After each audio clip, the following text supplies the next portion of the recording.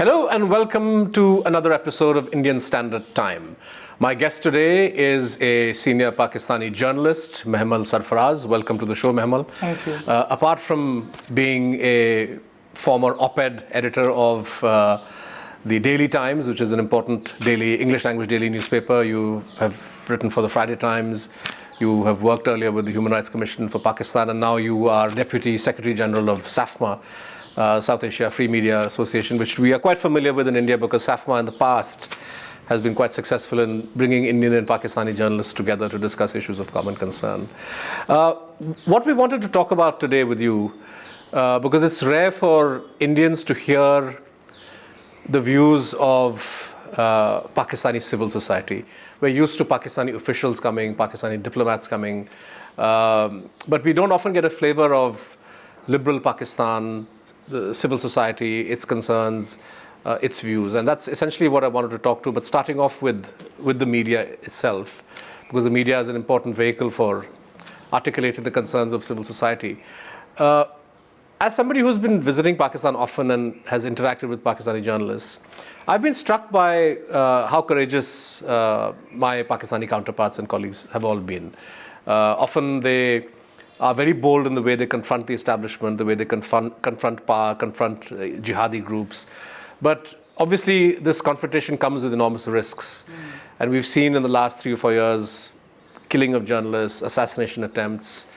How would you rate the overall climate for media freedom in Pakistan today? Is it very risky being a journalist?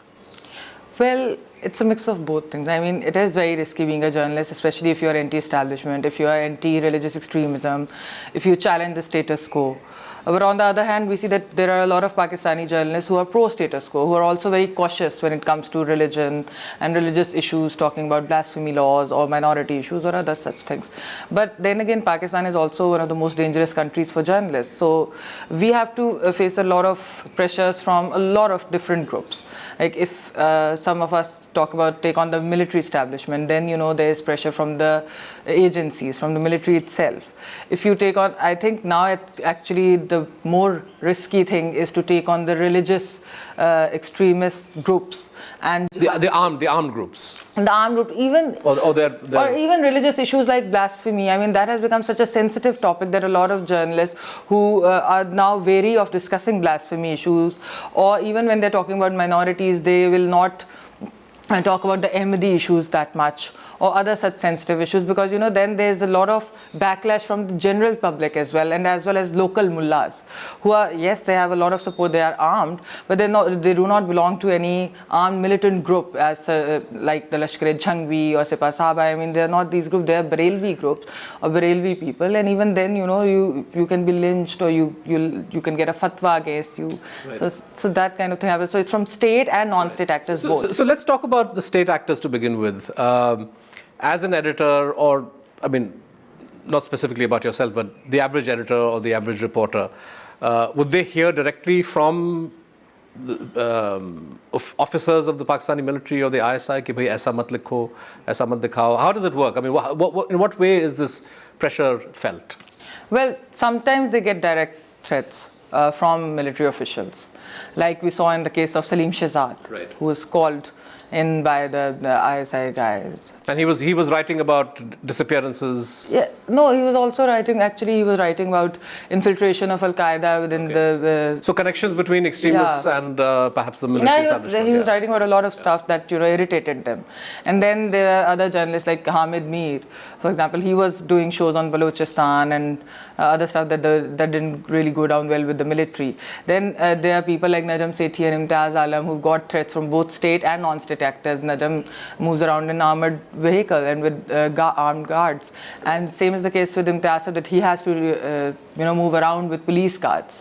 And those who cannot afford armored cars, or who don't even have connections to get police cars, then they are the easy game. Right. So Salim Shehzad's case has never been resolved. Right? I mean, his incident, his abduction and death happened shortly after the attack, I think, on the Mehran, on the naval base in Karachi, and he in 2011 was supposed to have sensitive information. what kind of investigation was done in that case? Well, there was a commission, a judicial commission was formed, but what happened was basically that the Human Rights Watch, he had written to them, he had told them that I have been getting these threats, so he had given them minutes of the meeting. So the Human Rights Watch, when he was abducted, they said that, the usual, the topmost suspect is the ISI. But we want the agencies to cooperate with us and tell us what exactly happened. And when his body was found, then a judicial commission was formed. And a lot of people gave evidence. A lot of journalists talked about threats to them directly by the military, or, indirectly they got threats from the military. But nothing happened with the judicial commission. The report is, it's atrocious the way that they've not blamed anybody. It's like Salim killed himself. Right. So that's something, nobody got closure from it. Now Salim was a journalist who perhaps was not all that well known in India. Those of us who followed Pakistan closely or read the online media were aware of him and his work. But Hamid Mir is a well-known face in here. He, apart from being a fixture in many India-Pakistan meetings, his interviews and various other things that he's covered have well received and well regarded here. He also then was subjected to an assassination attempt. Any sense of how that came about and what the status of the investigation in that case is? Well, he'd been getting threats from the military, so he had written to his Jio owners, Mir Shakilur Rahman, and he had also told some of his close friends and family that he'd been getting threats from the military. So he had named some people in that email. So once this attack took place, it was, a lot of people say that it was because of his Balochistan stance and because he had interviewed Mama Qadir Baloch, who had led this long march against the military establishment and against the disappearances, basically. And so they did not want him to interview him, and that's maybe one of the reasons. And there were other reasons, there was some background as well. But the sad part is, Siddharth, that when he was shot and he survived, well, one can disagree with Jio's editorial policy in the sense after the post-attack, the way that they handled the whole thing. They blamed the establishment directly. Yes, they blamed the ISI chief directly. Exactly, yes. They flashed his photographs. So one can disagree with that. But then again, you don't know, the kind of backlash that Jio received was something unprecedented. We have not seen something like that in Pakistani media, and it was disgusting and shameful for a journalist. So what was the state response? Their signals were, there was an order that their signals were not to be carried by any cable operator. Yes, they were actually taken off unofficially from Pakistan. Like every city in Pakistan, nobody would be able to get Jio. And this was an unofficial ban, or was it PEMRA, the electronic media? This was an unofficial ban, and the unofficial ban has actually hurt them the most. Their revenues went down. There was a total blackout of Jio News, and then other media groups reacted in a very disgusting way. It was also because of the pressure from the ISI, from the agencies, and it was also because of economic interest. So basically what they did was they thought that, okay, this is our chance to capture the market that Jio had. And then they launched this attack on Jio, on Hamid Mir's person, or anybody associated with Jung Jio group. And that is something that led to Pakistani media self-implosion. And the Sate media, the Sates were actually dictating the terms to the journalists. So what was shameful was that the other journalists did not take a stand on Hamid. Not many of them did that. And those who did, like Mr. Imtiaz Alam was working with Express Group at that time, he took a stand on it, and he had to resign because he was not allowed to do his show live on Hamid Mir because he was told by the Sates, and he said, look, I'm not going to take dictation, and then he resigned. But that's the kind of thing that that happened, and it has actually it has done is that it has impinged on our freedom. We have given up our rights. The media itself has given up its independence by playing party with the establishment. So it'll be a classic case of how, although competition can be good for media, too much of competition or competition which is run in a negative way can have a horrible effect. This was totally unethical, so that was the thing. Yeah, so essentially other channels took advantage of Jio's problems in order to boost their own ratings. Yes, and also because they were afraid that if we don't toe the establishment's line, something similar like this could happen to us as well. And our channels may be taken off air unofficially as well, and we'd be... So has Jio's now back on air, but has it suffered long-term damage because of this? It has. it's still trying to regain its rating. I mean, it used to be number 1 and the other channels would be like, the rating difference would be like this. Right. So now it's like 1, 2 and it's very close to the other channels as well. But it is regaining it because the thing is that Geo is a very, very good channel, even though I don't like some of the positions that it takes, even though I don't like the agenda setting that it has done over the last 5 years. I mean, especially during the PPP government, it was completely against the PPP. It did not let the PPP government function. And that colored the way it presented news? Yes. The 9 p.m. bulletin. So we have many examples of that in India also. No, they set the trend for it. I mean, and then they decided to side with Chief Justice Iftihar Chaudhry. And because of that, they had this whole thing with the PPP going on. But that was completely unethical, and I was not really, and not just me, and there were many others who did not like it. But even then, we'd always switch to Geo for news. Right. We'd always switch to Geo because it has so many different kind of anchors, from Najam Sethi to Iftihar, to Suhail Vadai, Hamid Mir, Sana Bachcha, others who were there at that time. All credible names, actually. Yes. Yeah. So, I mean, you would get different views. Right.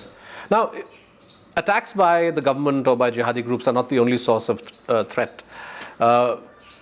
Questions can be raised about the ethical standards of some of the anchors, some of the channels.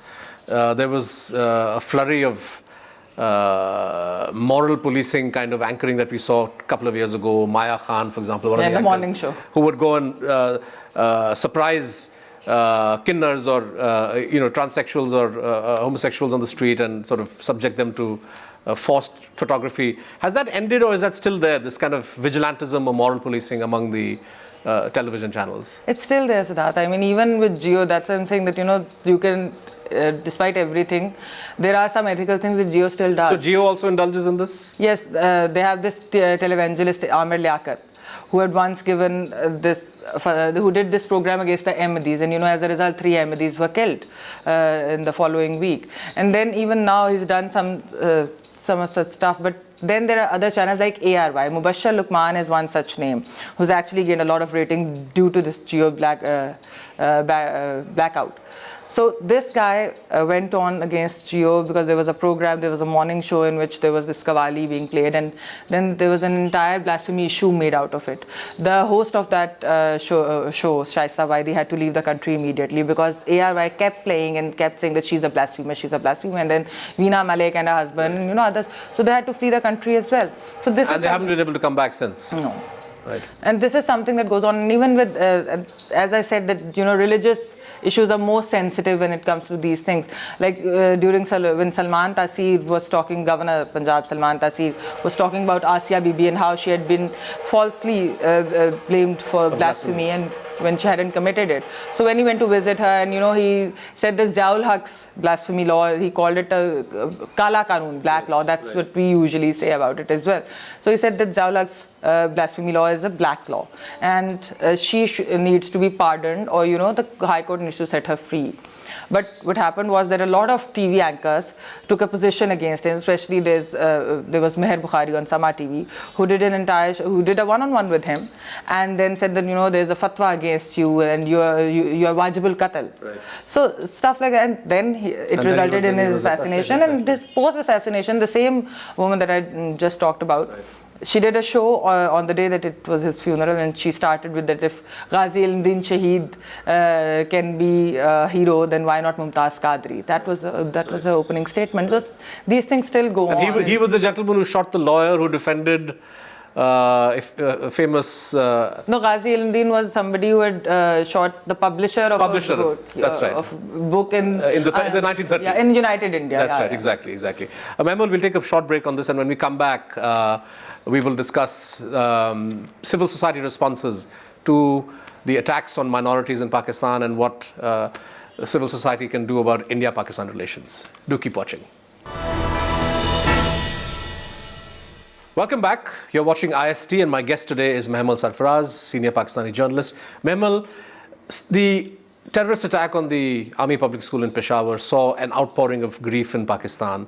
It touched millions of hearts in India too. And we saw, from our vantage point, a fresh impetus to civil society in Pakistan, its willingness to confront jihadi groups.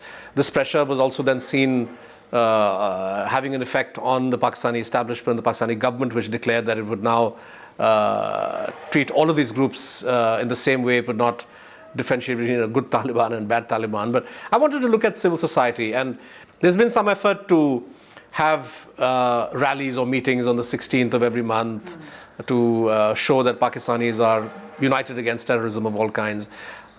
How strong is this movement? Is it really capable of taking on the jihadi groups when the state itself appears unwilling or incapable of doing so? Well, our civil society is quite brave and courageous, and in the past they have made some marks. Like they were able to, because of their pressure, the Hudud ordinance was changed. The rapes before the law was amended, it was that the rape survivor would actually get booked for adultery. Right. Because of the Hudud ordinance, and it was due to civil society's pressure that it was amended. Then, sexual harassment at workplace for women was it came about. The law came about because of civil society pressure. Yeah. So even now, so there have been successes in the past. Yes, there have been successes, but then again, our civil society is not taken seriously by some in our political, in the power corridors. And there was a lot of post APS, when they were talking about setting up military courts, there was a lot of resistance from the civil society. Civil society opposed that. Civil society opposed capital punishment, but we saw that our politicians and our military went right ahead and made those laws. But it serves as a pressure group. It serves as the voice of the conscience of the people of Pakistan. That is something, and they also get threats. I mean, if the media is living dangerously, the civil society is doing this. They face the exact same threats. Our lawyers who take up blasphemy cases, people who challenge the military establishment, who challenge the jihadi groups, they do then end up getting. So there are still lawyers who are willing to come and accept these difficult briefs. Yes, last year Rashid Rahman was killed. He was a lawyer defending a blasphemy accused, and he was killed in broad daylight. And there are, so that's a lot of, and then there are judges. I mean, the judge who gave Salman Taseer's murderer a death sentence, who ended it to Mumtaz Qadri, he had to flee the country. Right. And the military courts, what is the objection of people in civil society? After all, if these are, I'm playing devil's advocate here, but if these are bad guys who've done terrible things and they were sentenced to death and there was a stay on that, if this is going to carry on and if military courts may lead to the speedy trial of some of these accused, what's the objection? Well, the objection is that what we need to do is that we need to reform our judicial system. Okay. And we don't need speedy trials because already there are a lot of lacunae in our law, and then Pakistanis military courts will not follow the procedure. Right. And we've seen it in the case of Shafqat Hussain just now. Exactly. This is the juvenile who was about to be hanged and has got a last minute reprieve. And then all the hangings, all the executions that have taken place are actually, they are not all of them are terrorism related. Right. They are for terrorist attacks on the military and others, but they haven't executed those people, not sectarian people. I mean, they haven't executed Malik Ishaq. There's no case against Malik Ishaq, people like Malik Ishaq. They haven't even executed Mumtaz Qadri. Right. I remember a few years ago, perhaps in 2007 or 2008, talking to a senior Indian official who knew Pakistan very well. He was slightly hawkish, as many of these officials are, but he was also convinced that there would be resistance within Pakistan society as a whole and within Punjab if the jihadi groups would cross the red line of targeting shrines like Data Darbar Sahib. And then that happened in 2010. And there was, of course, outrage and anger, but that didn't become a transformative moment. What's happening at the base of Pakistani society? Shrines that are revered by the vast majority of Pakistani Muslims and non-Muslims, they can be targeted so easily, and this doesn't lead to widespread demands for these groups to be acted against. Is it that people are scared, or is it that the jihadi groups are able to play on the religious sentiments of people? How does that dynamic work? Well, one thing is that a lot of these militant organizations have direct or indirect support of the military. So it's the patronage that in a way gives them credibility. Some of them have turned against the military during this war on terror. Then there are other groups who have the patronage of the political parties. Even the Sharifs are quite close to the LEJ. They have electoral alliances with Lashkar-e-Jhangvi, which is a sectarian organization and kills Shias. So, and apart from that, there is a rising intolerance in Pakistan, and that has happened due to a number of reasons. One of them was the curriculum change that happened during Ziaul Haq's time, and then because of Saudiization of Pakistan, in the sense that there is a lot of Saudi influence has increased over the past 2 decades. And that is because we are, I mean, in Pakistan and actually in the subcontinent, there are more Barelvis who are closer to the Sufis than Deobandis or Salafis who are close to Wahhabism. So because of Saudi money, because there are a lot of madrasas that are funded by Saudis, Wahhabism has grown in Pakistan. So the character of our society has completely changed over the past few years. And there's this anti-Shia sentiment is on the rise. Anti-Ahmadi sentiment was always, it was always there, but now it has risen to an extent that there's a lot of your ordinary people justify attacks on Ahmadis or justify attacks on Shias, and they're not repulsed by these attacks. And attacks on other minorities, Hindus, Christian churches have recently been subjected to suicide attacks bombing. on Christians are different. And Christians are a very peaceful minority, and because they're non-Muslims. So people find it, they're actually more sympathetic to the Christians or the Hindus, even the Hindus. They're more sympathetic to them. But with Shias and Ahmadis, because they're considered, like Ahmadis have been ostracized by the state of Pakistan and have been declared non-Muslims, even though they call themselves Muslim. And the Shias is that there's 25% Shia Muslims in Pakistan. But a lot of people do not consider them Muslims, or they think that they have difference of opinion because it's a sectarian thing. And the Saudis do not consider Shias Muslims, but they have not been able to officially declare them non-Muslims because of Iran. So that's the thing. But a common person would say that no, the Shia beliefs are completely different from our. It's fashionable to blame the madrasas in Pakistan for this radicalization. But I was shocked on a recent visit to Pakistan somehow I missed the news when it happened, but this how some of the middle class parents of Lahore Grammar School, which is a famous and well-known school, agitated elitist school, and they agitated against the school authorities for having introduced a comparative religion program, and finally they got the state government to ban that. Actually, it wasn't more so the parents, it was Mubashir Luqman. Right, so the same TV anchor that you mentioned. That's right. Yes. But apparently it was some parents who went and told him. No, he wanted I think his own daughter to study in LGS, or maybe he wanted somebody else. So he did the sifarish and they did not listen to him because they said it's not on merit.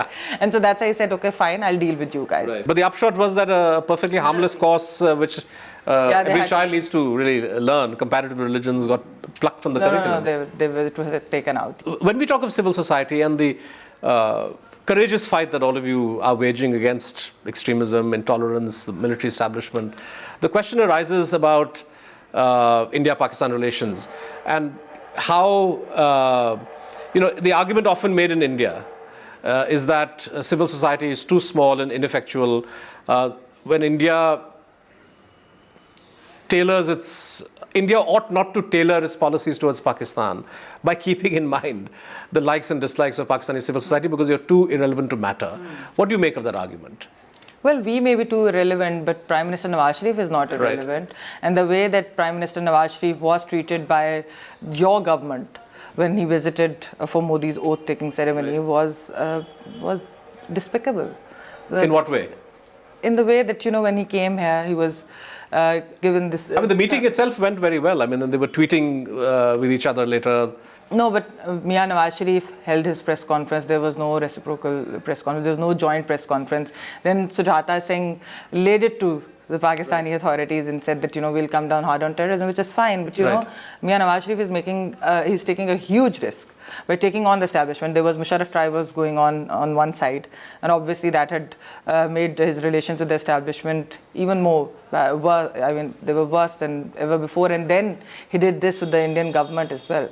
So, but there was he did not get a response from the Indian government. As a liberal, that was taken, as something humiliating for him, and that was actually the Hawks were very happy about it, and they said that we told you so. So as a liberal critic of the military establishment, as a liberal critic of the jihadi groups, and as somebody who really wants to see India-Pakistan relations improve, you think that the decision to call off Foreign Secretary level talks, which was taken last August, was something that weakened your own position within Pakistan? It really did, Siddharth, because the thing is that people like us they take this stand that, we should have normal relations with India, we should normalize our relations with India, we should have a peaceful, we should have trade ties with India, and we should not talk about war anymore, and there should be no jingoism and stuff like that. But the problem is that when the Indian government, the state, I'm talking about the state and the media, I mean, even when I appear on television shows, and even and if I see a lot of Pakistanis on Indian television shows, what they get in return is a lot of hawkish response and a lot of jingoism.